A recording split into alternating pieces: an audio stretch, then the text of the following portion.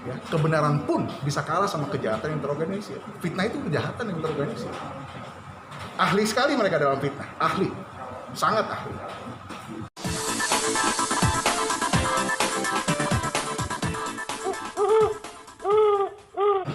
Apa yang mau ditanya nih kira-kira? Hari ini sidangnya agenda apa, Bang? Pembuktian. Kayak. Hari ini sidang apa? Hah? Agendanya sidang apa? Pembuktian. Pembuktian. Iya. Jadi pada dasarnya sih di dalam gugat, kalau kita lagi menggugat itu kan kita kan menggugat kan. Di dalam gugatan itu apa yang kita dalilkan itu kan harus ada buktinya. Bukti kita sama-sama mau cerai. Ya memang ketika saya melakukan gugatan dari pihak R itu melakukan gugatan balik gitu. Terus ada beberapa hal yang sifatnya itu yang menurut saya itu banyak fitnah. Seperti contohnya saya masuk rumah sakit jiwa 4 tahun. Itu kan fitnah. Itu jelas fitnah. Nah, jadi saya mau membuktikan gitu loh. Sampai bisa terlontar pernah dirawat di rumah sakit jiwa selama 4 tahun. Yang mendasari awalnya mungkin seperti apa sih? Itu harus ditanya sama Heran, kenapa dia melakukan itu. Yang jelas, saudara Weni pernah menyatakan bahwa dalam jawaban ke sini kepada yang berkuasa, ya, sudah memberitahu bahwa saya dirawat 4 tahun di rumah sakit jiwa. Betul? Pernah di media dia bicara gitu, dan pun di sini juga ada. Berarti kan sudah mempunyai keberanian memberi laporan yang berdasarkan fitnah kepada penguasa. Itu pasal 317 kalau nggak salah, OHP kena 4 tahun penjara.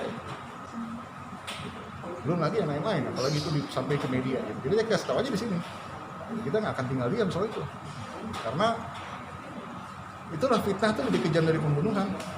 Fitnah itu lebih kejam dari pembunuhan dan hanya bisa diampuni sama orang yang jadi korban akibat fitnah.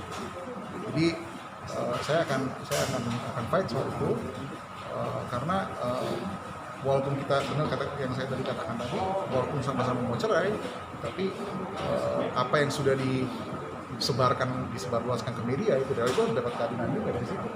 Walaupun anak saya sudah meninggal, gitu ya, tapi kan tetap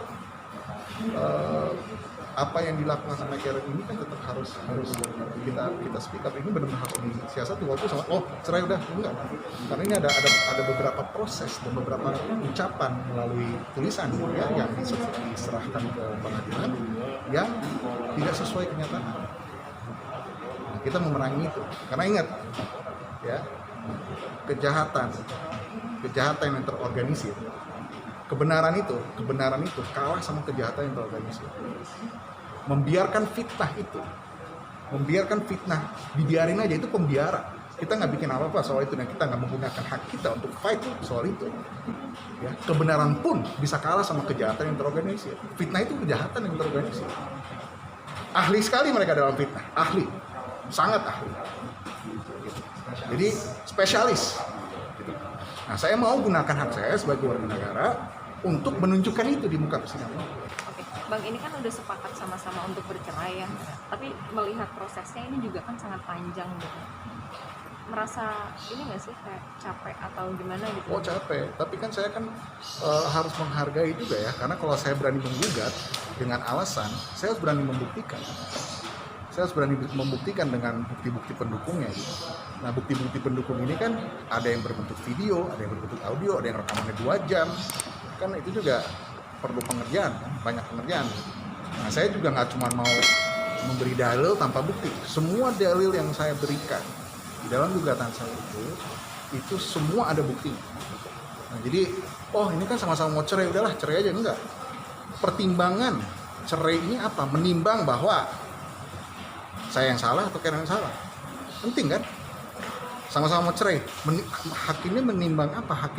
Majelis hakim yang mulia ini menimbangnya saya yang benar atau Karen yang benar.